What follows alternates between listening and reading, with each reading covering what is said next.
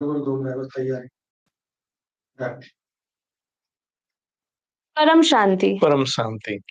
सभी का स्वागत है परम शांति मोटिवेशन एंड मेडिटेशन चैनल में। आज हम एक स्पेशल पॉडकास्ट को लेकर आए हैं ज्योति प्रकाश भैया के साथ। ज्योति प्रकाश भैया, आपका स्वागत है। परम शांति। आपका धन्यवाद आने के लिए। और आज आप जैसे कि टाइटल भी देख रहे हैं, आज हम विशेष रूप से आज हम ये टॉपिक को चर्चा में लाए हैं, क्योंकि जैसे कि आप सब जानते हैं कि हम कई दिनों से हमारा जो लाइफ मेडिटेशन है उसमें हम मृत्यु के कुछ रहस्यों की बात कर रहे हैं। पितृपक्ष चल रहा है, तो इस समय जो पितरों को के मोक्ष के लिए तर्पण और ये सब विधि की जाती है, तो इससे रिलेटेड बहुत सारे हम लोग कई दिनों से लाइव सेशन में भी डिस्कशन कर रहे हैं। लेकिन आज हम ज्योति भैया से कुछ बात करेंगे इससे रिलेटेड, जो उनके दृष्टिकोण में जो इस पितृपक्ष की जो महत्वता है, इसका सिग्निफिकेंस क्या रहता है, और जो-जो लोग जो-जो इसके साथ धारणाएँ बनी हुई है, उसका भी क्या-क्या महत्व है, वो भी जानेंगे। और बहुत सारे प्रश्न मेरे पास है, तो आप ये सब पूरा एपिसोड ध्यान से सुनिएगा आज का लाइव, और अपने सारे सवालों के जो आपके जवाब होंगे वो इसमें ज़रूर मिलेंगे। तो मैं सिर्फ़ एक छोटा-सा आपको समरी देती हूँ, क्या-क्या हम क्वेश्चन्स इसमें लेंगे। जैसे कि पितृपक्ष में दान का क्या महत्व है यहाँ पे? क्या पितरों का असर डीएनए पे पड़ता है? क्या आज के समय में अनेक धर्म हैं? क्या पितृपक्ष की कोई सिग्निफिकेंस है आज? पितृ ऋण और पितृ दोष दोनों क्या होते हैं? और आज गुरु पुराण का भी क्या सिग्निफिकेंस है? और सबसे महत्वपूर्ण प्रश्न जिससे हम अपना एपिसोड शुरू करने वाले हैं, वो यही है कि ये जितनी भी व्यवस्थाएँ बनी गई है, ये व्यवस्थाएँ क्यों बनाई गई होगी? क्योंकि देखिए, हम हर चीज़ की, ज्योति प्रकाश भैया, की सोचते हैं कि सबकी शुरुआत होती है। चाहे सृष्टि का निर्माण हुआ, तब उसकी भी कभी न कभी शुरुआत हुई, कैसे हुई, वो हमारे शास्त्रों में उसकी व्याख्या दी गई है। हम बापूजी के ज्ञान से भी समझते हैं कि कैसे समझाया है ये। पर कहीं न कहीं ये जो भी हम व्यवस्थाएँ देखते हैं, श्राद्ध आया, इसी समय पे पितृ पक्ष के समय में ही पूर्वजों को महत्वता है कि इनके लिए जो रिचुअल्स है वो फॉलो करें तो उनको मोक्ष मिलता है, या उनका तर्पण करते हैं तो उनको शांति मिलती है। तो ये सब व्यवस्थाएँ कहीं न कहीं तो इसका मूल होगा। तो मैं जानना चाहूँगी आपसे कि इसका पीछे का रहस्य क्या है? तो आज जो हम चर्चा करने जा रहे हैं, जी। एक्चुअली पितृ पक्ष, पितृ ऋण के ऊपर और पितृ दोष के लिए यूट्यूब में बहुत वीडियो है। जी। और ऐसे बहुत चर्चाएँ होता है, बहुत सारे विधियाँ बताते हैं कि आप ये कर लो, आपका पितृ दोष खत्म हो खत्म हो जाएगा। जाएगा। लेकिन हमें ज्ञान मार्ग में समझना चाहिए कि एक्चुअली हमें हर विधि जो कर रहे हैं, सच में क्या हम उस विधि से किसी को मुक्ति दे सकते हैं? हुँ। वो हर आत्मा, मनुष्य आत्मा अपने आप को प्रश्न पूछना चाहिए। जी। तो वो प्रश्न पूछने से पहले उसके अंदर भी ये प्रश्न, मतलब ये उठेगा, जो प्रश्न उठेगा कि मैं कौन हूँ? मैं कैसे आया? और जो जो मेरे से पहले जो जितने भी आत्माएँ इससे गए हैं, मेरे साथ भी हैं, हुँ। तो वो उनके उनका क्या होता होगा मृत्यु के बाद? जी। और ये मृत्यु होता क्या है?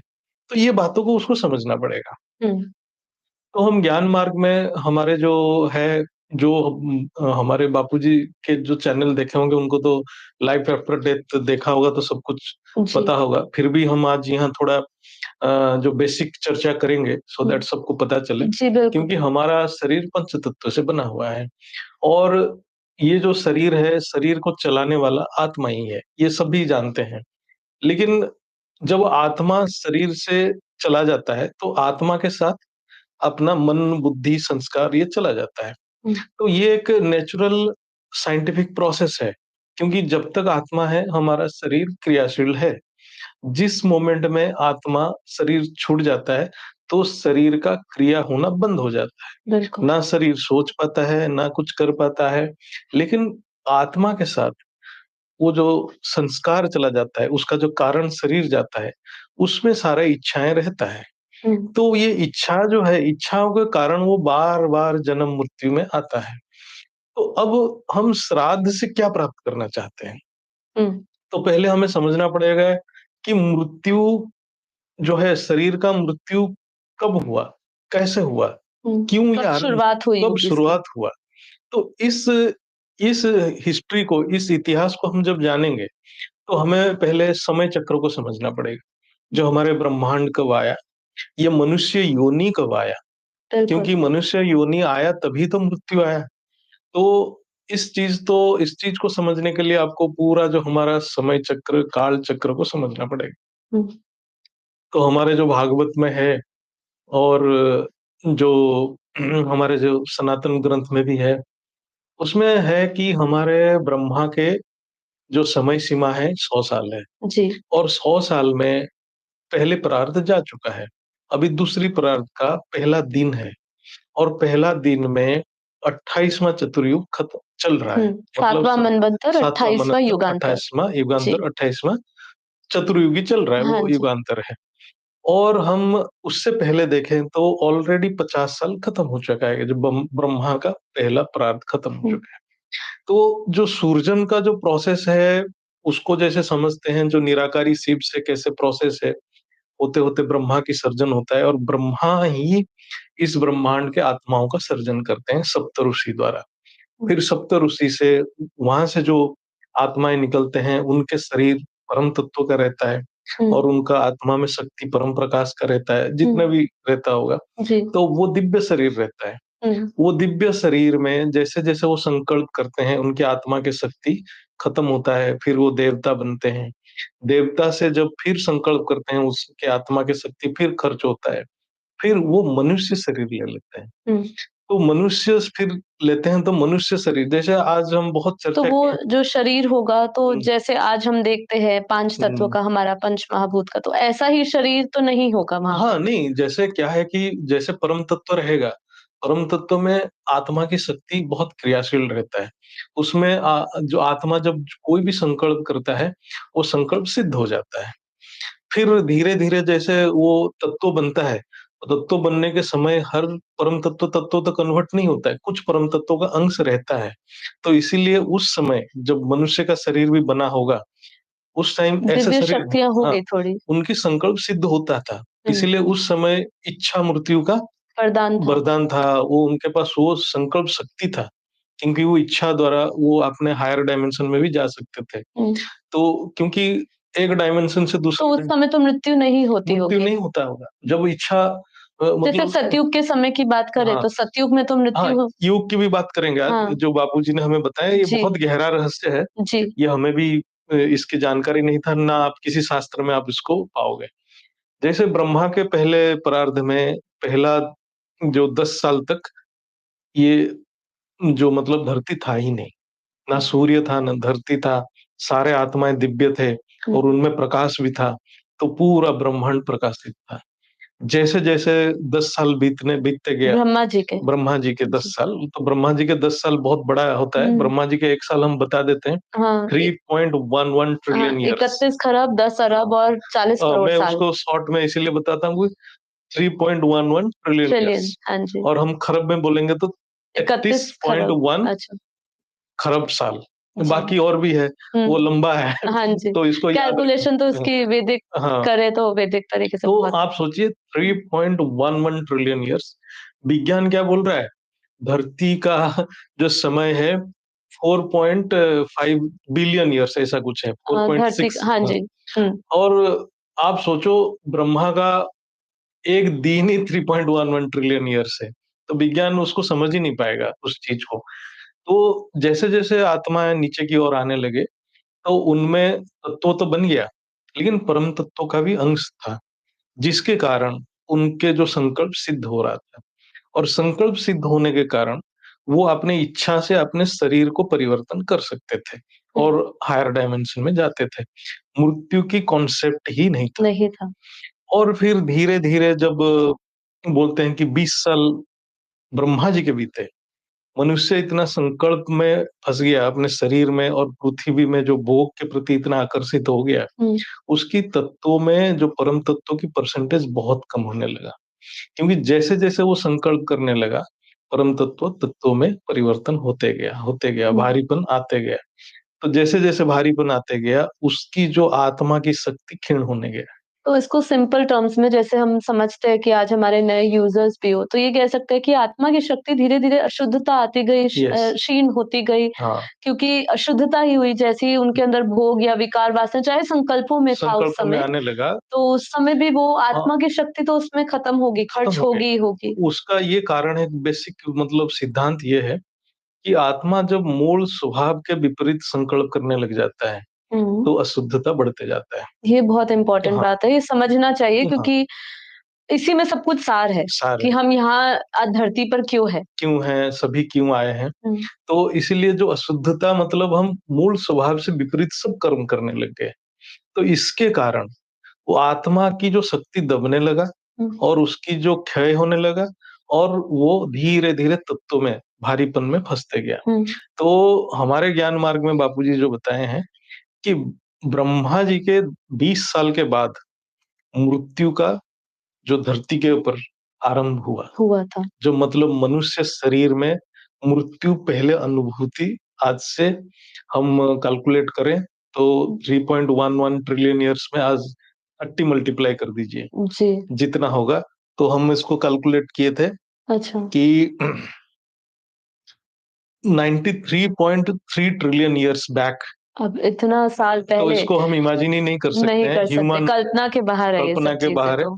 93.3 मतलब 93.3 into 10 to the power 12 years आज हम बैक। 5000 साल पहले की बात करते हैं हाँ, तो वो भी हमारी काल्पनिक, क्योंकि उस समय मनुष्य सृष्टि की एनर्जी, वो वाइब्रेशंस, वहाँ के लोग, हुँ, लोग सब हम अगर इमेजिन करें हाँ, वही हमारी दृष्टि के भी परे, कल्पना के परे, बुद्धि के परे, देखिए परे। तो ये तो बहुत ही तो जब माइंड ब्लोइंग हमारे है। जो विज्ञान ही 4.6 बिलियन ईयर्स से पहले सोच ही नहीं पा रहा है हुँ, और ये तो 93.3 ट्रिलियन ईयर्स मतलब कितना गुना अधिक है।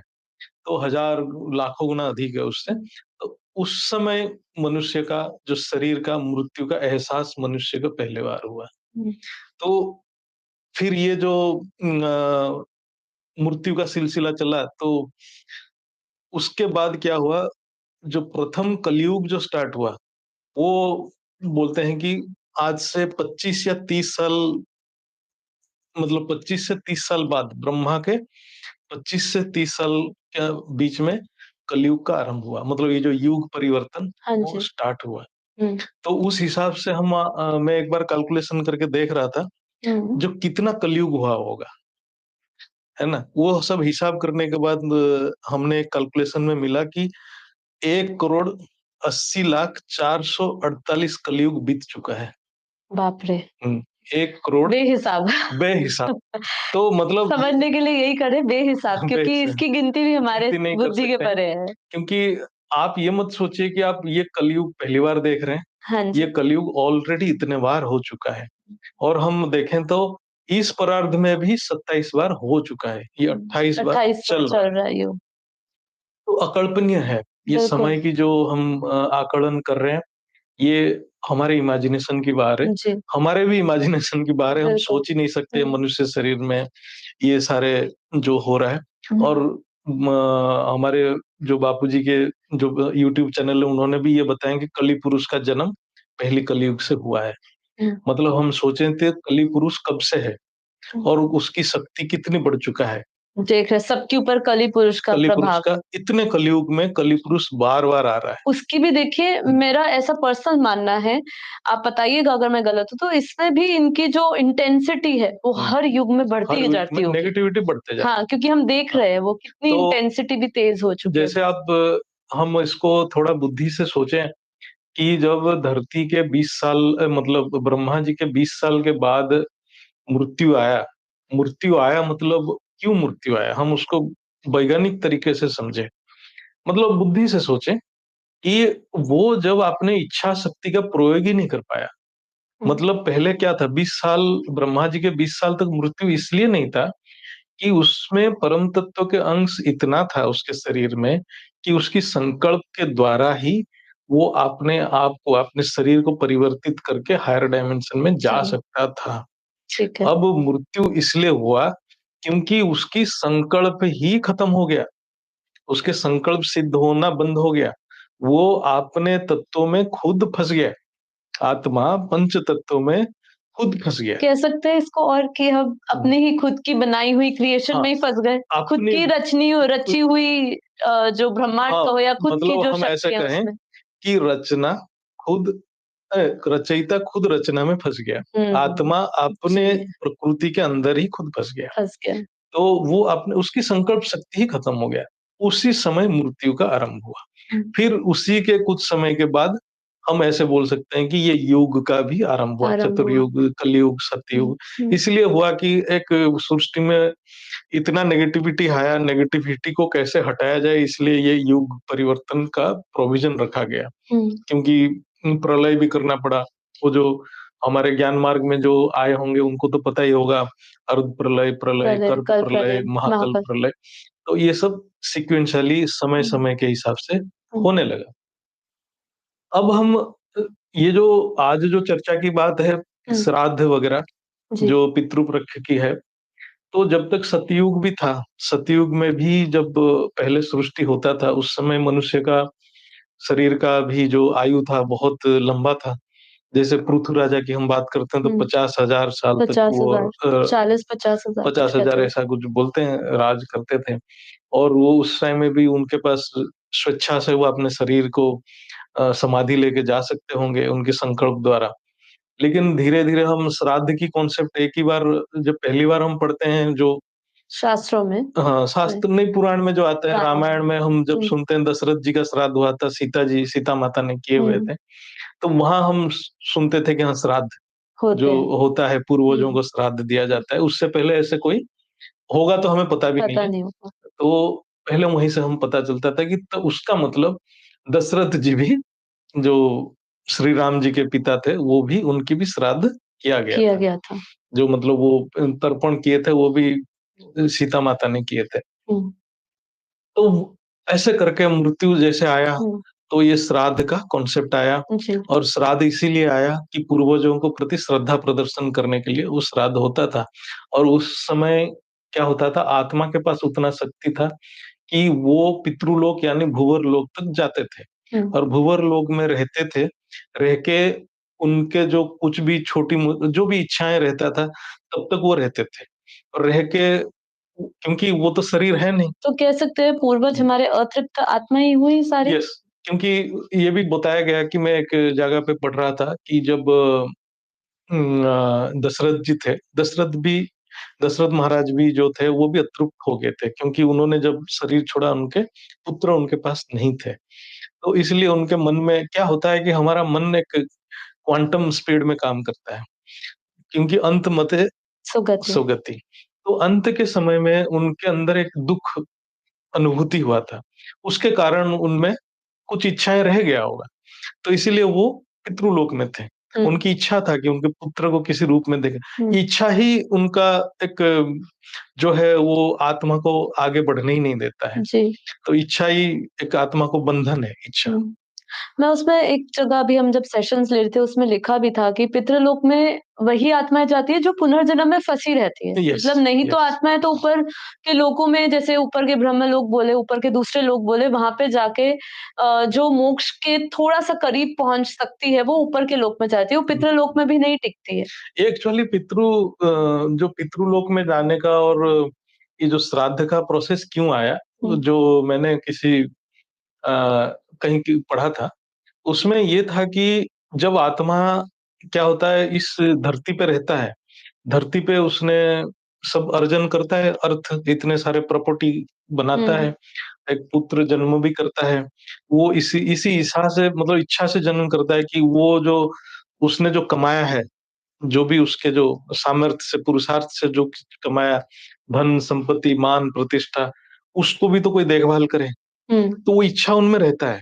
इसलिए वो अपने जो भी है उनका प्रेडिसेसर जो भी होगा उसके मतलब उनके सक्सेसर, हुँ, उसको वो दे के जाता है। हुँ, लेकिन वो ये भी इच्छा रखता है कि क्योंकि वो जो उसका पुत्र है, उसका जो भी है, वंशज के। वंशज जो भी हुँ, है, क्योंकि वो उसका पुरुषार्थ को भोग करता है। हुँ, उसने जो किया, क्योंकि उसने नहीं किया, तो इसने जो किया उसने भोग किया। तो उसका एक्सपेक्टेशन रहता है कि मुझे रिस्पेक्ट दे। हुँ, जो मतलब वो जो है पूर्वज का रहता है, जो पूर्वज का, उसके हाँ, उसका उसके जो पूर्वज माँ ने, उसके हाँ, पिता हुए या उसके जो दादा हुए, कोई भी हुए। क्योंकि वो पिता को भी जो मिला था, उसके पिता से मिला था। हुँ। तो ये जो चले आ रहा है, जो धरती के ऊपर एक एक क्या बोलते हैं, एक प्रथा चले आ रहा है, तो उनमें एक इच्छा रहता है कि मेरे बदौलत ये अभी भोग कर रहा है, तो वो सँभाल के वो रखे उस सँभाल के प्रॉपर्टी को, रखे, मान-शान को, कहीं मान-सन मेरे मान-शान को ठेस नहीं ठेस ना पहुँचे। जी। पहुँचे, वो रखे और उसको बढ़ाए। हाँ, और उनमें एक इच्छा भी रहता है कि जब ज़रूरत पड़े मैं भी आके फिर उसको भोगूँ भोग तो वो वापस फिर उसी के घर घर में में जाकर। आते थे। हाँ, ये हुँ। सब है, बहुत तो कहानी ये है। व्यवस्था अभी भी है वास्तव में, वो वहीं जाते हैं? हाँ। क्योंकि बापूजी की भी कोई वीडियोज़ थी जिसमें कहीं-कहीं कहा था कि अब जैसे उनको भी लाइन में लगना पड़ता है अब आने के हाँ, लिए भी। वो तो बापूजी ने बहुत एक्सप्लेन किए हैं, हाँ, तो यही है। तो ये जो इच्छा है, एक तो इच्छा कि हमने जो क्रिएट किए हैं धरती के ऊपर वो मेंटेन रहे और हमारे हिसाब से चले और हम हमारे प्रॉपर्टी को बढ़ाएँ हुँ, और हम भी आएँगे। हुँ। ये जो इच्छा उनको पितृलोक से आगे बढ़ने नहीं देता है। अच्छा, तो ये पितृ ऋण कह सकते हैं कि ऋण ऋण मतलब इनको चुकता करना चुकता पड़ता है, जो करना धरती पे पड़ेगा। बैठे हाँ, हैं उनको। वो जो बेटा उसने उसको भोग किया, हुँ, तो उसको चुकाना ही पड़ेगा, क्योंकि वो बंधन में आ गया। वो उसका बेटा उसको भोग ना करे, तो फिर उसको कोई लेना-देना नहीं। लेकिन वो बेटा उसको भोग किया। तो वो अपनी फ्री विल यूज़ कर सकता है। हाँ, फ्री विल भी यूज़ कर सकता है। अगर वो ना करे और हुँ, ऐसे पूर्वज जो ज़बरदस्ती करे कि नहीं, क्योंकि उनका तो मोह है कि हुँ। भई मैं जो छोड़ के गया हूँ, इसीलिए वो अच्छी तरह आप मेंटेन्ड हो। देखें, हुँ, अब हर घर में आज तक देखो कोई भी बेटा बोलता है कि नहीं मैं संन्यास लूँगा, तो पागल हो जाते हैं घरवाले। हाँ, राइट। तो क्यों? ऐसा क्यों होता है अब इसका? यही है कि वो हाँ, उसको छोड़ना नहीं चाहते। भाई तुम बंधन से कैसे निकलोगे? हुँ।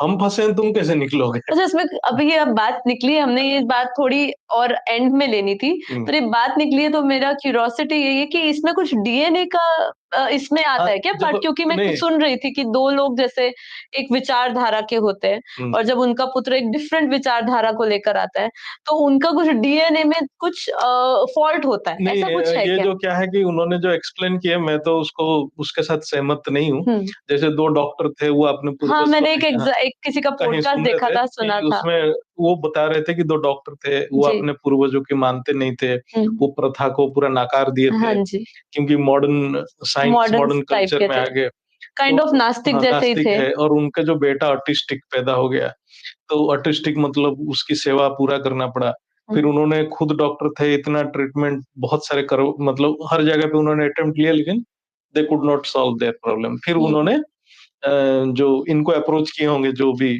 थे। हाँ, उनके स्वामी जो स्वामी भी जी थे। थे, जो हाँ, इसको बहुत प्रोत्साहन देते हैं ऋण, पितृदोष वगैरह। तो उन्होंने बोला कि ये पितृदोष है हाँ। और आपके डीएनए के द्वारा वो आपसे सेवा ले रहे हैं।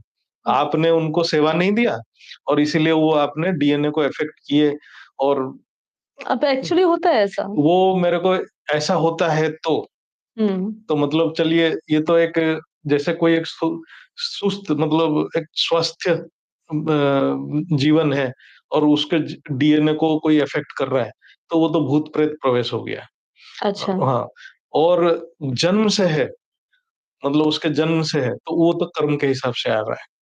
तो इसीलिए लेटेस्ट एक और वो जन्म से भी उसका डीएनए में कोई डिफेक्ट है, तो ऐसा हो सकता है कि उसके पूर्वज इतने शक्तिशाली हैं कि उसका डीएनए को संकल्प शक्ति द्वारा डिफेक्ट कर सकते हैं। अच्छा, या वो पितृ खुद उसके डीएनए में प्रवेश करके ये क्रिएट कर रहा है संकल्प के द्वारा, अच्छा। तब वो ऐसे हो सकता है। तो ऐसे होता है, तो ये तो पूरा एक टाइप का ज़बरदस्ती है। हुँ, मतलब हमें च रिस्पेक्ट दो, हाँ, रिस्पेक्ट दो। हमें रिस्पेक्ट दो। दादागिरी हो गई। दादागिरी है मतलब एक टाइप का आप क्या है कि मतलब अ, क्या है कि हमारे बात क्यों नहीं सुन रहे हो? हाँ, एक गुंडागर्दी टाइप का वही एक हाँ, है। बिल्कुल। तो ये तो बहुत ही मतलब एक नकारात्मक कर्म तो इसीलिए लोगों के अंदर प्रश्न भी आता है कि अब जैसे अब ये श्राद्ध चल रहे हैं, हुँ, अब इस समय लोग तर्पण करते हैं और बहुत सारी जगहें ऐसी बनी हुई है, वहाँ पे अलग ही विशेष रूप से जाकर उनका श्राद्ध, तर्पण विधि करते हैं। तो उनको ये भी डर सताता है कि हम अगर पूर्वजों की संतुष्टि प्रॉपर नहीं कर पाए, जो उनको चाहिए, हुँ। वो नहीं दे पाए और वो रुष्ट हो गए, तो उनका नाराज़गी भी उनको झेलनी पड़ सकती है। हो रहा है आज, अच्छा। इसलिए वो तो बापूजी ने भी पूरा एक्सप्लेन किए हैं ये सारी चीज़ें, क्योंकि आज के समय में जो भी शरीर छोड़ रहे हैं, जो भी और बेसिकली वो प्रेत योनि में जा रहे हैं। क्योंकि इसलिए कि उनके पास ना ज्ञान है, ना उन्होंने कोई जीवन भर साधना किए हैं, कुछ नहीं किए हैं। ऐसे आत्माएँ अपने आत्मा में शक्ति भी नहीं रहता है और अंतमते सुगति वो भी है। हुँ, उस हिसाब से वो आज के डेट में पितृलोक तक भी नहीं जा पाते हैं। तो तो वो धरती के धरती आस-पास के ही घूमते आस-पास हैं। में उसी घर में बैठे रहते हैं या वो मंदिर, मस्जिद ये सब जगह पे बैठे रहते हैं। धर्मस्थली उन्हीं को मानते हैं कि जीवन भर वहीं गए थे, तो मरने के बाद भी वहीं हाँ, बापूजी ने भी अपने यही वीडियोज़ में बहुत बताया था। बताया। जी। तो फिर वो क्या करेंगे? वो दिन भर वो अपने जो सारे जो फैमिली मेंबर्स को देख ही रहे हैं हुँ, और जब वो उनके हिसाब से काम नहीं कर रहे हैं, हुँ, तो वो उनके जो बाधाएँ डाल रहे हैं, उनके जीवन में अनेक हुँ। प्रकार के बाधाएँ डाल रहे हैं। तो ये सच है कि वो सच है, बाधाएँ डाल रहे हैं, बाधाएँ डाल सकते बाधाएँ हैं। डाल रहे हैं हुँ, क्योंकि यदि भी वो सूक्ष्म शरीर में हैं, उनका बिहेवियर स्थूल जीवन जैसा ही चल रहा है। सारे विकार के वशीभूत हैं, क्योंकि ना अच्छा। ज्ञान है, ना कुछ है। वही जो स्थूल जीवन में जो संस्कार था, वही संस्कार में सूक्ष्म शरीर में रह हुँ, रहे हैं। तो फिर ये कह सकते हैं कि इनका फिर ये जो वास्तव में हम ये श्राद्ध की जितनी भी विधि करते हैं, ये सब वास्तव में उन तक पहुँचती है? एक्चुअली क्या है जैसे श्राद्ध जो हमारे प्रोसेस था कि जो पितृलोक में थे, पितृलोक तक श्राद्ध का जो उनका वाइब्रेशन जाना चाहिए। हुँ। जैसे श्राद्ध में बेसिकली हम जो सुनते हैं, खाना देते हैं, जो हाँ, कि यही वो पूछना थी, हाँ, दान का भी महत्व है, तो दान का क्यों महत्व ऐसा है। है? बेसिकली उन खाने का जहाँ पर रहता है, मैं देखा कि आप सोचिए एक सूक्ष्म शरीर में एक कोई आत्मा है, वो खाना कैसे खाएगा? वो किसी में प्रवेश प्रवेश करके करेगा। खाएगा, किसी जीव में प्रवेश करेगा या मनुष्य में प्रवेश करेगा। जैसे ये ब्राह्मण के अंदर प्रवेश मैं करके बोले एक हमने किसी की विधि ऐसे अटेंड करी थी, अब जब हुँ, हम भी थोड़ा लौकिक परिवार में जब जा रहे थे, तो उन्होंने कुछ ब्राह्मणों को बुलाया और एक ब्राह्मणी को ज़रूर बुलाते हैं। हुँ, हुँ, उनके में हुँ। कुछ होता है कि एक ब्राह्मणी अवश्य आती है, जितने अच्छा, भी अच्छा, अच्छा। ब्राह्मण हो, उसके बाद एक ब्राह्मणी आती है और जो जो मृतक आत्मा है, उसको जो-जो भी पसंद था, वो इधर अब वही चीज़ें दोगे, वही चीज़ें खाने में, भोजन में भी बनाएँगे। तो वो ऐसा कुछ है कि वो अंदर उसमें प्रवेश करती है, उस समय आती है और वो अपना मतलब वो उनको प्राप्त होता है, जो भी हम उनको देते हैं। हुँ। तो ये अब मतलब अभी व्यवस्था ऐसी सेम टू सेम चलती आती होगी? तो मेरे को लग रहा है वही होगा, जैसे हुँ, कौवा खाने वाले हैं, कोई हाँ, जीव मतलब कोई भी मनुष्य के अलावा आजकल तो किसी के थ्रू भी प्रवेश करके वो खाना को खाते हैं। मतलब आप सोचिए एक आत्मा में अभी भी वो इच्छा है, तो मतलब क्या है? वो तो एक बहुत बड़ा बंधन में पड़ा हुआ है। आप इसको उसको कैसे संतुष्ट करोगे? मरने के बाद भी फ्री नहीं हुआ। फ्री नहीं हुए हैं, उसको आप कितने दोगे? आज एक माँग रहा है तो कल और कुछ माँगेगा, तो हुँ, आप उसको संतुष्ट नहीं कर सकते। लोगों को तो लगता है हम ऐसा करने से उनको शांति और मुक्ति दे रहे हैं। और ये भी लोग समझते हैं कि मैं देखा वो बोलते हैं कि वो आशीर्वाद देंगे। हाँ, अरे वो आप जो जो माँगेंगे वो मतलब अपनी इच्छा आपकी पूरी करके पूरी जाएँगे। करेंगे, जो खुद इच्छा से पड़ा हुआ है वो आपकी इच्छा ये क्या भी पूरी बात करेगा? सही है। जब वो थोड़ा खीर खाने के लिए क्या मतलब जो हाँ, नशा के लिए सही बात है। अब वो आशीर्वाद दे सकता है क्या? मैं तो बोल रहा हूँ थोड़ा बुद्धि का अप्लाई करो, हुँ। बुद्धि से सोचो, वो कैसे आपको लॉजिकल बात है ये क्योंकि हम जिससे माँग रहे हैं मतलब उनका चेतना का स्तर देखिए आप। हुँ, वो खुद ही अतृप्त है, वो आपको अतृप्त है, तृप्त कैसे आपको करेंगे? कैसे आशीर्वाद हाँ, देंगे? आशीर्वाद कैसे हाँ, देंगे और ऐसा हो देंगे भी सकता है, क्या क्या आपको? दें? और ज़्यादा से ज़्यादा क्या है कि आप उनको देंगे तो एक चीज़ है उनकी गुंडागर्दी बंद हो जाए। हाँ, ये हो सकता है, हाँ, बट वो मुक्ति नहीं इंटरफेरेंस बंद हो जाएगी। इंटरफेरेंस बंद हो जाए कि उनका एक होगा कि नहीं ये हमारा बात सुन रहा है ना? इतना हो सकता है। ना वो शांत होंगे, ना तृप्त होंगे, ना मुक्त होंगे, ना आपको परेशान करने से बंद नहीं करेंगे। क्योंकि आज उनका आज थोड़ा-सा शांत थोड़ा-सा हुए, शांत हुआ, कल कल अशांत फिर हो करेंगे सकते हैं। क्योंकि वो वही हैं, आपके साथ ही हैं, हुँ, आपके सामने हैं और वो जैसे आपके परिवार स्थूल में है, ये सूक्ष्म में बैठे हुए हैं। हुँ, आपके हुँ, साथ ही हुँ, बिल्कुल आपके साथ संकल्प में जुड़े हुँ, हुए हैं। हुँ, तो आप उनकी मुक्ति तब तक नहीं कर सकते हैं जब आप खुद मुक्त नहीं हो। हुँ, हुँ, क्योंकि आप खुद अपने आप को समझ नहीं रहे हो, आप खुद अपने आप को ज्ञान प्राप्त नहीं कर रहे हो, खुद बंधन में पड़े हुए हो, तो पूर्वजों को आप किसी भी तरह, किसी भी दोष या उनका ऋण आप चुकता भी नहीं कर नहीं सकते हो, कर सकते। क्योंकि आपको कुछ पता ही नहीं है। हुँ।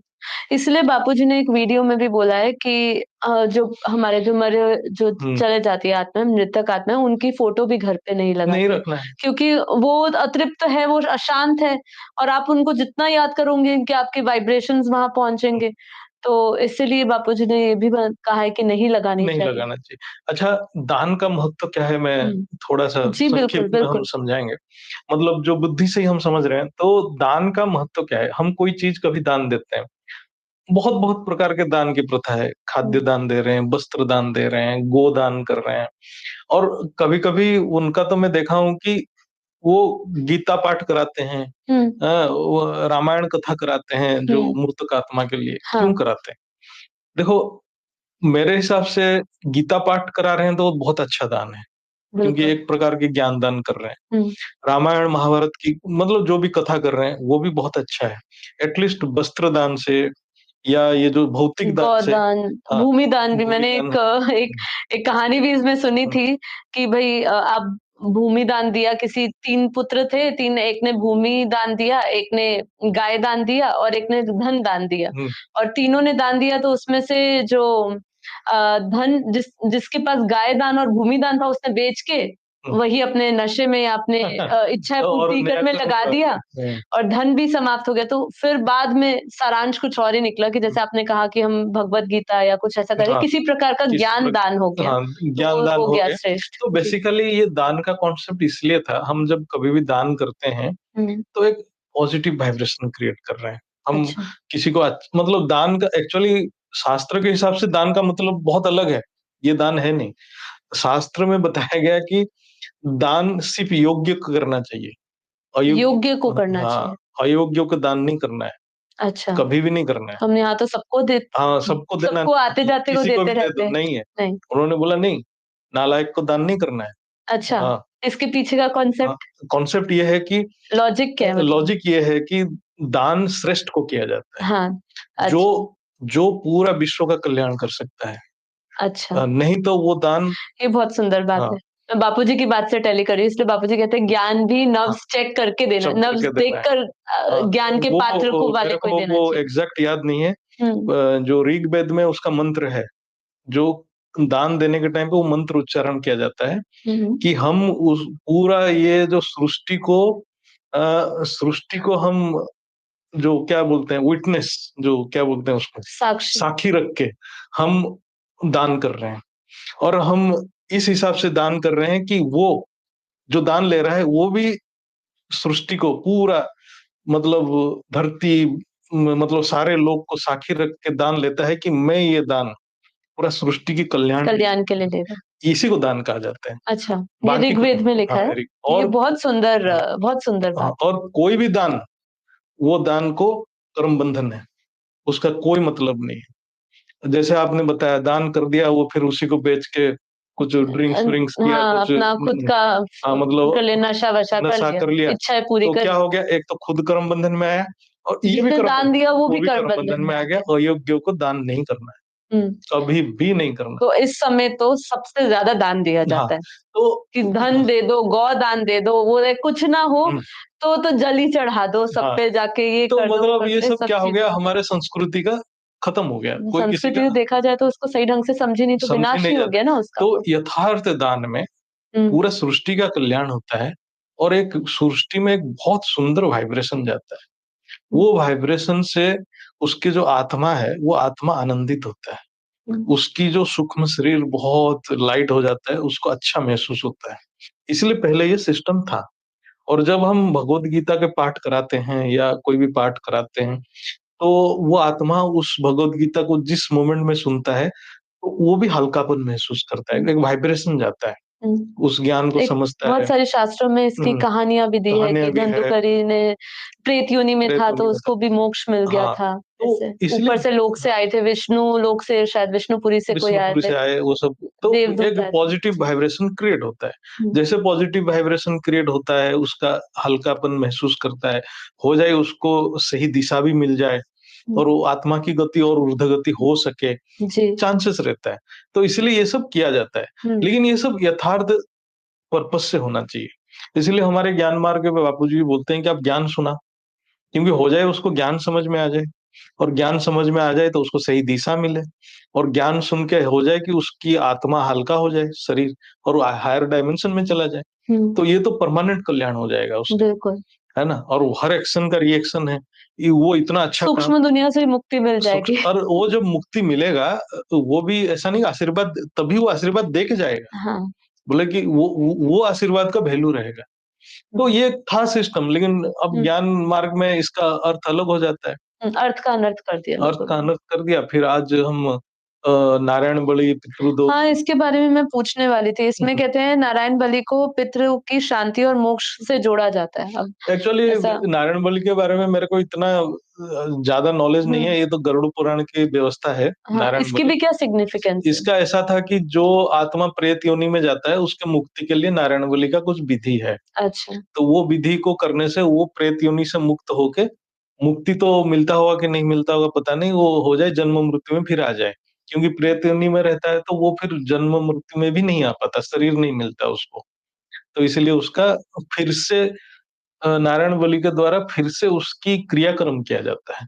अच्छा। जो पूरा एक्चुअल विधि में। कुछ पूरी विधि है पूरी इसकी। विधि है क्योंकि जनरली प्रेत योनि में जाने का भी कारण है कि कोई असंतुष्ट होके मर गया, कोई सुसाइड कर लिया, कोई आकस्मिक मृत्यु हो गया। पर बापूजी ने तो वीडियो में बताया कि जो भूत से भी खतरनाक हाँ, प्रेत योनि तो होती है, इस वो टाइप ज़्यादा अतृप्त अतृप्त होती है। रहते हैं। तो उसके लिए जो गरुड़ पुराण में लिखा है एक्चुअल विधि तो क्या होगा हमें तो पता अभी नहीं। जो गरुड़ पुराण में जितना भी विधि-विधान हाँ, उसका भी एक सिग्निफिकेंस आज इसी के समय पे क्या है कह सकते हैं? आज के समय को आज के देखकर समय में क्या जैसे कह कि हाँ, सकते हैं? आज के समय में क्या है कि जैसे हमें बहुत ही कॉमन सेंस लगाना चाहिए। इसमें क्या है कि आज के समय में अनेक धर्म आ चुका है धरती के ऊपर हुँ, और सूक्ष्म जगत में हर धर्म की आत्माएँ घूम रहे हैं हुँ, और हम ऐसे देखा जाए तो 800 करोड़ जो मनुष्य आत्मा है, उसका 1/3 क्रिश्चियन आत्मा है।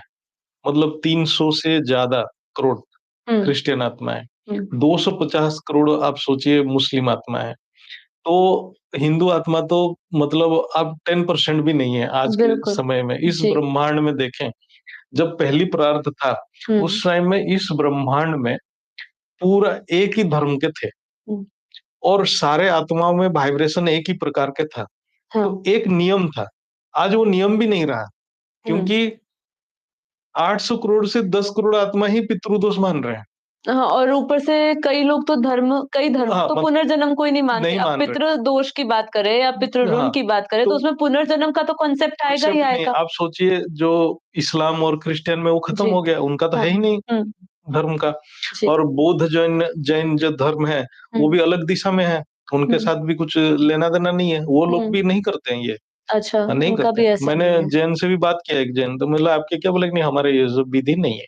अच्छा, हाँ, तो सिर्फ़ हमारे सिर्फ़ जो हमारे हिंदू धर्म में कर अपने रहे हैं हिंदू धर्म और हिंदू धर्म में भी कितने मान रहे हैं।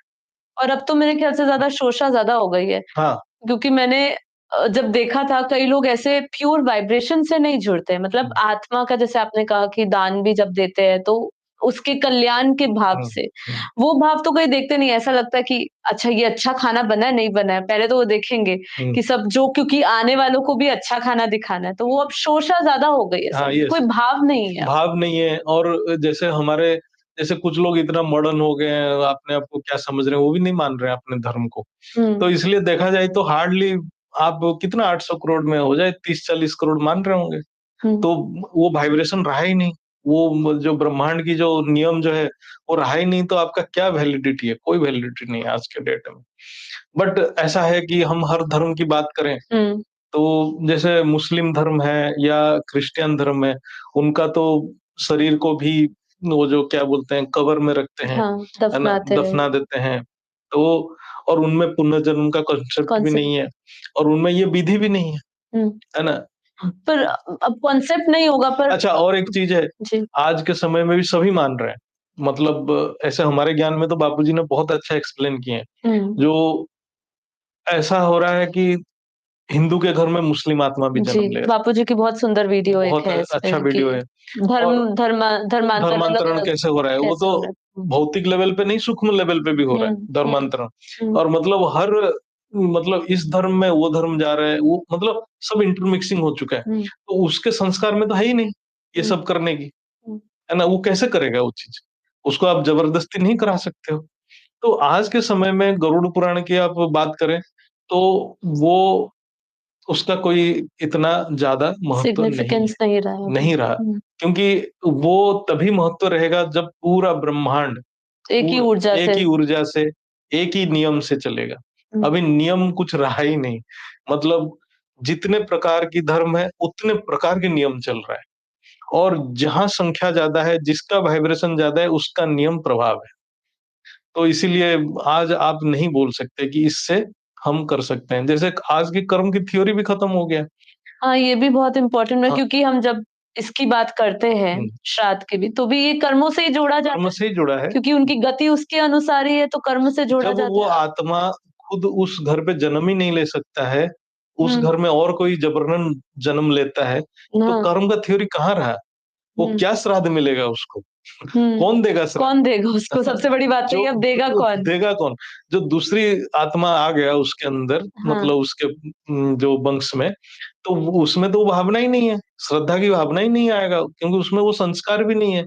ना वो तो आपसे कुछ लिया भी नहीं है, वो हुँ, तो जबरन आपका भोग कर रहा है ना? और बापूजी ने जैसे सूक्ष्म लोक में तो लड़ाई चल रही है। लड़ाई चल रहा है। हाँ, तो ये सब चीज़ें देखेंगे तो उनको सच में ज्ञान के प्रति आकर्षण होना चाहिए।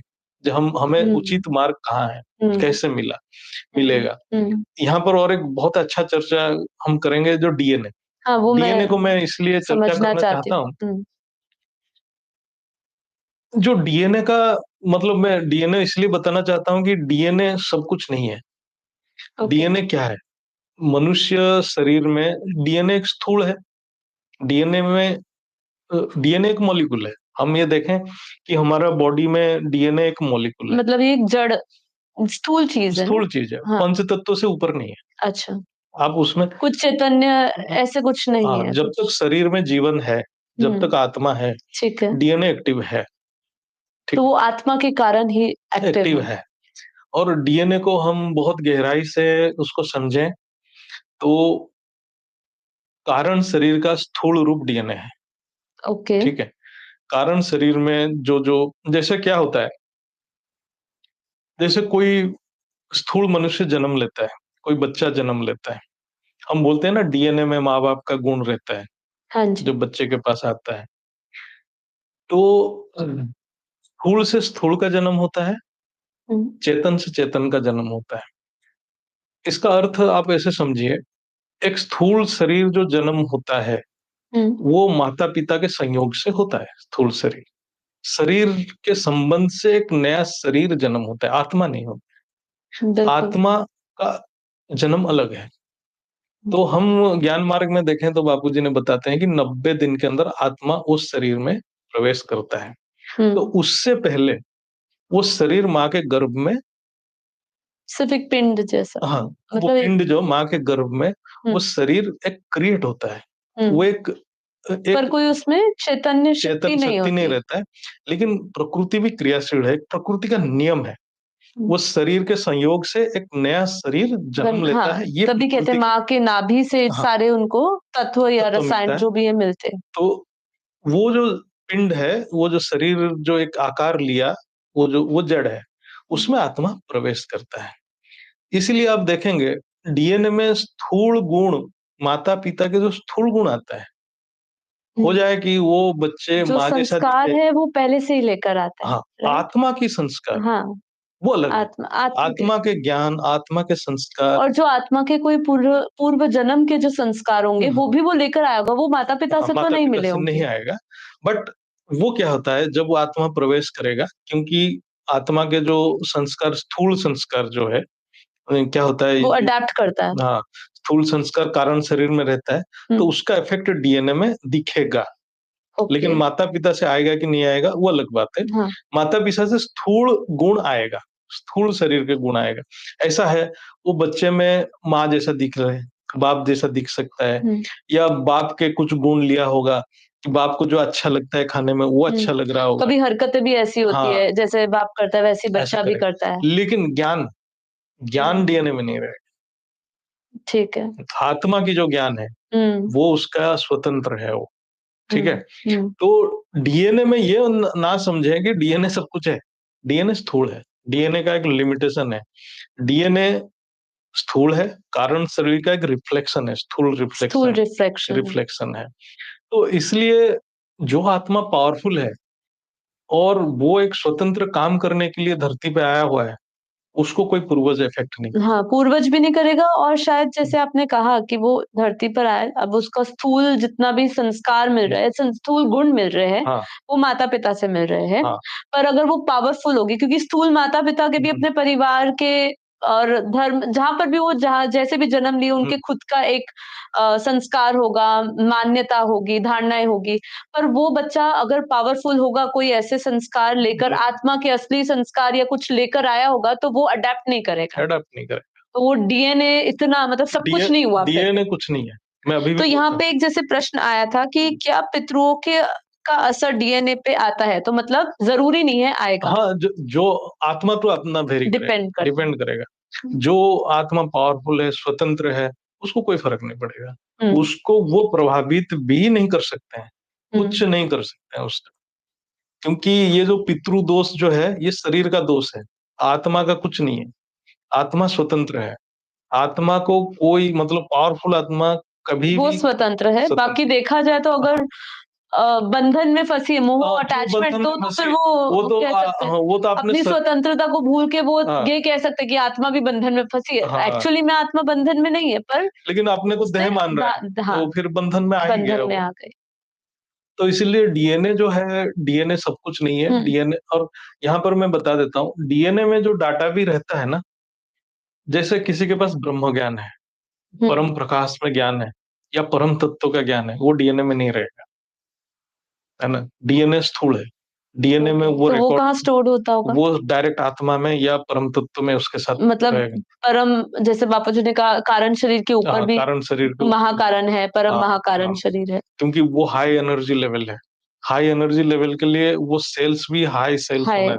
अब ये इतना छोटा-सा पंचतत्व मॉलिक्यूल ये नहीं नहीं छोटा मतलब पंचतत्व के सेल में वो रह नहीं पाएगा। हुँ, मतलब क्योंकि वो 10 वोल्ट का है। मैं ऐसे वो एक एग्ज़ाम्पल दे रहा हूँ जी, और हम उसको जो 10 वोल्ट हम बोलते हैं कि चलो एक बल्ब है।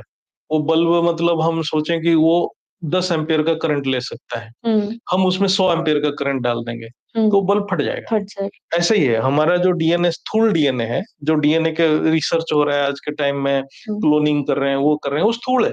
आकाश तत्व से ऊपर है ही नहीं। आकाश तत्व का कंटेंट भी बहुत कम है और जब तक आत्मा है शरीर में, तब हुँ, तक आकाश तत्व उसमें एक्टिवेट है। हुँ, आत्मा निकल गया तो आकाश तत्व खत्म हो जाता है। रहेगा तो बहुत मतलब 0.00001% कुछ रह जाएगा। कुछ हुँ, परसेंटेज आकाश, वायु, अग्नि रहेगा, थोड़ा एक्टिव रहता है, जी, मरने के बाद भी कुछ अच्छा। समय तक। तो इसीलिए जो हम ये स्थूल में जिसमें एनर्जी सिर्फ़ 1 वाट का रह सकता है, उसमें 10 वाट का एनर्जी रह हुँ, ही नहीं सकता है, तो पॉसिबल ही नहीं है। तो इसलिए आत्मा जो जो आत्मा ज्ञानी है, ब्राह्मण जो है, जो हम ब्राह्मण आत्मा बोलते हैं ना, मैं इसलिए सबको बोलता हूँ, ब्राह्मण का बेटा ब्राह्मण बनेगा कोई गारंटी नहीं ज़रूरी नहीं है। है, गारंटी ही नहीं है। हुँ, क्योंकि आत्मा ब्राह्मण है, आत्मा की संस्कार ब्राह्मण है, शरीर ब्राह्मण नहीं बिल्कुल, है ना? बहुत बढ़िया बात, सही बात है। तो इस बात को समझना चाहिए। तो इसलिए मैं थोड़ा डीएनए को नहीं, एक्सप्लेन बहुत इसलिए ज़रूरी था और ये हाँ। मेरे लिए भी खुद नया एक कॉन्सेप्ट है और इसको सभी को समझना है ये, कि हम जब बोलते हैं कि हम परिवर्तन नहीं कर सकते, स्व-परिवर्तन पॉसिबल नहीं है क्योंकि हम एक अडैप्ट कर चुके हैं चीज़ों को। तो हमने सब कुछ स्थूल गुण अभी तक लिए, अगर हम आत्मा के मूल संस्कारों को, उसकी मूल गुणों को समझ जाएँ, तो फिर हम तो बहुत पावरफुल हुए, तो हमारे ऊपर किसी चीज़ का प्रभाव ही नहीं कोई किसी होगा। चीज़ का प्रभाव नहीं आएगा, जो पावरफुल इसलिए आत्मा है बापूजी ने कहा ज्ञानी जो है वो हुँ, उसपे ये सब दोष नहीं लगते वो हैं बहुत उन स्वतंत्र है। हुँ, उसकी उसकी सोच वो इतना कल्याणकारी है उसकी हर संकल्प इतना प्योर रहता है, इतना कल्याणकारी रहता है, तो उसके उससे क्या होता है ना, उससे उसका पूर्वज भी बेनिफिट हो जाते हैं। क्योंकि उसकी इतना पावरफुल संकल्प से ही उनको इतना पॉज़िटिविटी मिलता है, हमारे वाइब्रेशन पे वाइब्रेशन पहुँचते से हैं। उसको बहुत पॉज़िटिविटी मिलता है। वो कभी उसकी हार्म करने की सोच ही नहीं सकता। तो हम ये कह सकते हैं कि हुँ। वो आपको क्या आशीर्वाद कल्याण देंगे अगर हाँ, आप हाँ। यहाँ पे बैठे ज्ञान है आपके पास। जैसे आपने ब्राह्मण कहा, अगर हम हुँ, ब्राह्मण आत्मा से हुँ, ब्राह्मण हैं अगर, हुँ, तो हम अपने पूर्वजों का या जो भी सूक्ष्म लोक में आत्माएँ बैठी है उनका उसके कल्याण कर कल्याण सकते हैं बहुत कल्याण और कर उनको सकते शांति मिल सकती हैं, है। बहुत जैसे शांति बापू मिल जी ने सकती परम शांति मंत्र भी है। दिया। हाँ, तो मतलब कोई आत्मा बेहद की आत्मा है और वो बोल रहा है कि मेरा पूर्वज मुझे ये कर रहे हैं, और तुम बेहद की नहीं हो, तुम उसकी बिल्कुल। कल्याण करो। ये सबको हुँ, हुँ। मैं हाइलाइट कर देती हूँ ये पॉइंट को कि देख लीजिए अगली बार आप कोई प्रश्न पूछे कि हुँ, हमें ये आत्मा परेशान कर रही है, वो हाँ, आत्मा नहीं परेशान कर रही है, तो आप हमारे डीएनए को प्रभाव नहीं कर नहीं सकती है। कर सकता है हाँ, और आप उसकी कल्याण करो। आपकी हाँ, वाइब्रेशन उसकी कल्याण हाँ। करेगा, वो खुश हो जाएगा। बिल्कुल, बहुत हुँ, सुंदर, बहुत सुंदर हुँ, सॉल्यूशन बहुत अच्छा दिया बल्कि हुँ, मैं यहीं पर ही आ रही थी अपना थोड़ा-थोड़ा कंक्लूजन पार्ट पे ही आना चाह रही थी कि भई हम फिर करें क्या? इतना कुछ जान लिया क्योंकि अब जो समय चल रहा है, अब जैसे 2 तारीख तक खत्म होने वाला है। अब कहते हैं कि जिसको नहीं पता होता कि कब करनी है हाँ, विधि मैं तो आप 1 ये तारीख को करके हुँ, एक तो हाँ, जैसे नारायण बलि की बात हो रही थी तो याद आया कहते हैं कि आप 1 बार साल में 1 बार आप जितने भी पितृ हैं, खाली एक नहीं जिनको आप जानते हो, हुँ, आपके जितने भी घर के जितने भी पूर्वज हैं या हुँ, पितरु हैं, सबको शांत करने के लिए एक पूरी एक विधि एक ही बार में करवा लो जिससे कि हुँ। किसी का दोष ना आए। हाँ, तो ये भी तो उसमें आती है बात। उसमें तो ये तो बहुत ही आप किसको आपको पता भी नहीं है कौन कौन है? कौन तुम्हारा क्या कनेक्शन है? मैं तो कभी-कभी हाँ, सोचती हूँ कि तो जैसे अगर ये बात जब मैं सुन रही थी किसी को, मैं सोची थी मैं तो कई लोगों को जानती ही नहीं। अगर मतलब मैं अज्ञानी होती और हम इस फ़ील्ड इसमें नहीं जुड़े होते हुँ, ज्ञान हुँ, में, तो अगर मैं लॉजिकल रीज़निंग के साथ सोचूँ तो मैं तो अपने जैसे कुछ 1-2 गिने-चुने चाचा-मामा को शायद नाम से भी जानती होंगी। हुँ, अगर बहुत दूर-दूर के लोगों की बात करूँ जिसको जानती नहीं है तो ज़बरदस्ती उनके साथ कनेक्शन बनाने की बात हो गई। ना नहीं है वो ना? तो देखिए, इसमें जो नारायण बलि की भी जो कॉन्सेप्ट है, आप देखिए, वो डायरेक्ट नारायण को मतलब जो भी है उनको पूजा करते हैं। हाँ। नारायण मतलब विष्णु को पूजा करते हैं, इसलिए पूजा करते हैं कि विष्णु का शक्ति सभी को मिले। हुँ, तो यहाँ तो ज्ञानी को इतना भी समझना चाहिए कि वो परमपिता को पूजा मतलब अपने आप को अर्पण करके संकल्प कर देगा, तो क्या होगा उसके संकल्प से सारे उसके पितरों खुश हो जाएँगे। हुँ, ऐसा कुछ नहीं रहेगा, जो नारायण बलि में नारायण को वो खुश करके, नारायण को लिए जो पूजा करके, नारायण के लिए हुँ, जो मंत्र हुँ, करके, लेटेस्ट तुम्हारे पूर्वज हुँ, मुक्त हो जाते, हुँ, तो परमपिता जो वो नारायण से नारायण कितने बड़े शक्ति है, परम शक्ति है, जी, उसके प्रति आप उनको उपासना करोगे और उनके उनके स्मृति में आप कोई मंत्र करोगे, तो वो तो आपके पूर्वज क्या लोगों के बाकियों के भी पूर्वज को भी शांत कल्याण कर देंगे। सजी। तो उसको ज्ञान मार्ग में मेरे हिसाब से तो ज्ञान मार्ग में आत्मा को आना चाहिए, कोई भी है। और मेरा तो मैं भी ये भी देखा हूँ मैं जब यहाँ भी था, जॉब कर रहा था, तो मैं देखा कि लोग बहुत मृत्यु के बाद वो गीता का 15वां चैप्टर हाँ, उसको सब पढ़ते हैं, 15वां जी, पुरुषोत्तम योग है, पुरुषोत्तम, हाँ, तो उसको हर जगह पे पाठ किया जाता हाँ। है। मैं ये सोचता था कि जब आदमी जीते जी पढ़ा नहीं, जीते जी समझा नहीं, मरने के बाद क्या समझेगा मैं उस चीज़ यही को? पूछना भी चाह रही थी, आपने जैसे बहुत अच्छी हुँ, बात कह दी हुँ, कि अगर मैं उनके बदले कर रही हूँ, हुँ। तो क्या उनको मेरे कारण प्राप्ति हो जाएगी? मतलब मैं ऐसा होगा कि मेरे को जो लग रहा है जैसे कोई जो पाठ कर रहा है, तो पाठ करके वो आत्मा बोलते हैं 13 दिन तक तो रहता ही है, जाता नहीं उसमें इतना आकर्षण रहता है। तो 13 दिन तक जब वहाँ रह के सुनता है, कोई व्याख्या करता है, सूक्ष्म रूप में सुन ही रहा है उस चीज़ को, तो उसमें कोई परिवर्तन आ जाए, हुँ, कुछ ज्ञान प्राप्ति हो, तो इसीलिए सुनाया जाता हुँ, होगा मेरे को जो लग रहा है। तो लेकिन लेटेस्ट को जीवन भर उस चीज़ को अभ्यास किया होता, तो उसमें कितना तो पावर वो आता, खुद ही अपनी गति कर सकता अपनी था। गति कर सकता है। अब ये तो यही बात हो गई एक सिंपल एग्जांपल से समझे कि अब टीचर मुझे पढ़ा रही है, हुँ, तब तक मैं समझ रही हूँ ठीक है। लेकिन अब जो ये बात होती है कि मैं उनके बदले करूँ और हुँ, उनका कल्याण हो जाए तो बात ये हो गई कि पढ़ के मेरे बदले कोई और जाए और पास मैं हो जाऊँ। हुँ, हाँ, मतलब ये वो ऐसा है। बात हो जाती तो है। बेसिकली मेरे को तो ये लग रहा है कि हम थोड़ा बुद्धि का अप्लाई करें। हुँ, जब हम कोई मृत्यु के बाद पढ़ रहे हैं, तो हम उसको एडवाइस करें कि वो जीवन भर पढ़ें उस चीज़ को, सो दैट उनका जो मृत्यु सुधर जाए, है ना? हम जो जितना भी साधना कर रहे हैं, जो हमारा आध्यात्मिक साधना है, वो सिर्फ़ मृत्यु के बाद के लिए ही साधना है। हुँ, तो उस चीज़ को सुधारने के लिए आप जीवन भर पुरुषार्थ करो। हुँ, तो इसको समझना ज़रूरी है और जीवन में रहते हुए हुँ, अपने माता-पिता, पुत्र सभी को ज्ञान दो हुँ, और जिसका मृतक आत्मा जो भी है, जो जिसको हम पितृ बोल रहे हैं, जो भी पूर्वज हैं, उनको भी हम वाइब्रेशन दें, संकल्प शक्ति की महत्व को समझें। बाकी रिचुअल्स का क्या? वो बाकी उससे रिचुअल हो ना हर हो तो हर हर रिचुअल्स का पर्पस ही है संकल्प। लेकिन लोग संकल्प शक्ति को ना समझ के जितना भी भौतिक में पड़ गए भौतिक थोड़ा। में आ गए। रिचुअल्स में क्या होता है, मंत्र पढ़ते हैं। मंत्र का पाठ क्यों करते हैं? मंत्र भी तो एक शब्द है। वो शब्द जो है वाइब्रेशन है। वो वाइब्रेशन क्या होता है, वायुमंडल के द्वारा उसके पास जाता है। हुँ, तो हम फाइनली जाता क्या है, वो खाता क्या है, संकल्प ही खाता है, हुँ, हुँ, वाइब्रेशन ही खाता है। उसके सूक्ष्म शरीर में वाइब्रेशन जाता है तो सूक्ष्म शरीर का नेगेटिविटी को ही ठीक करता है। हुँ, तभी वो हल्कापन महसूस करता है। हुँ। और हम डायरेक्ट वो वाइब्रेशन दें, खुद हमारे पास ज्ञान है, तो हम उसको हल्का ही कर सकते हैं, क्यों ना करें हम?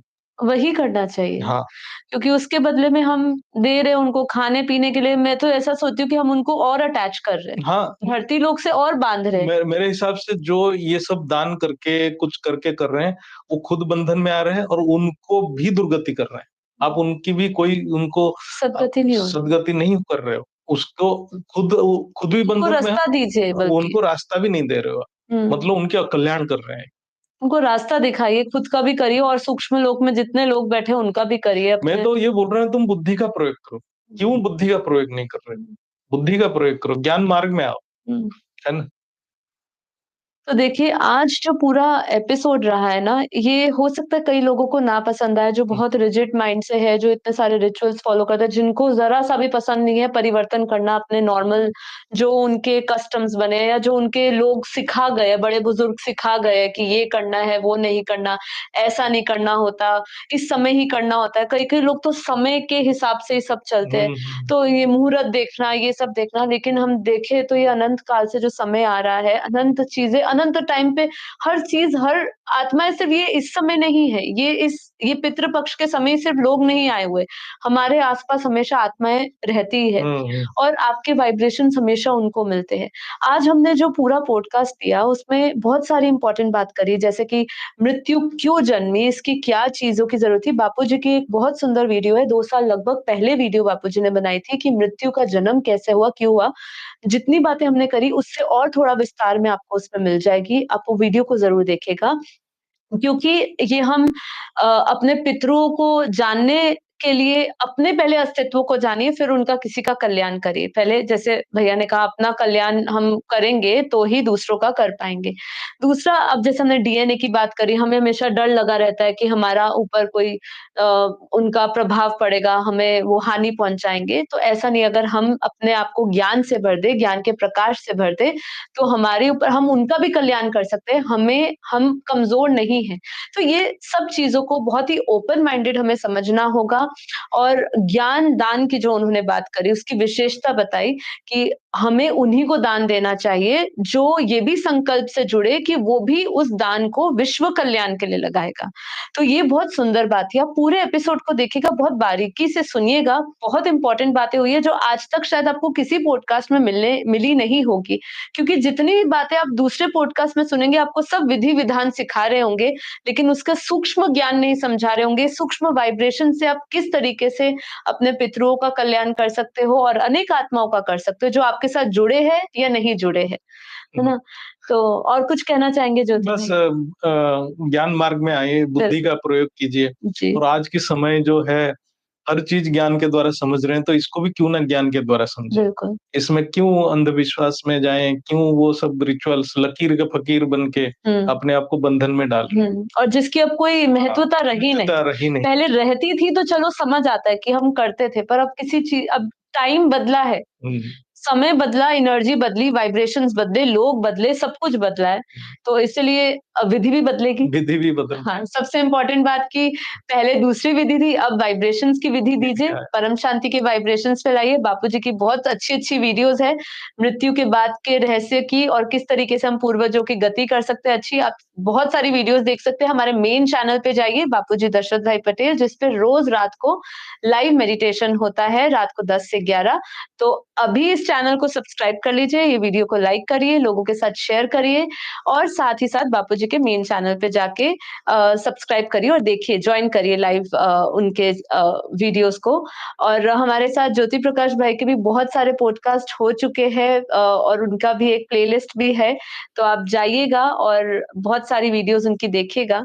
तो आज के लिए इतना ही। आपका धन्यवाद परम भैया जी, शांति, परम शांति। बेहद तो आप सभी का धन्यवाद। अब हम मिलेंगे कल हमारे मॉर्निंग मेडिटेशन सेशन में 5:30 से 6:30। तो मिलते हैं कल।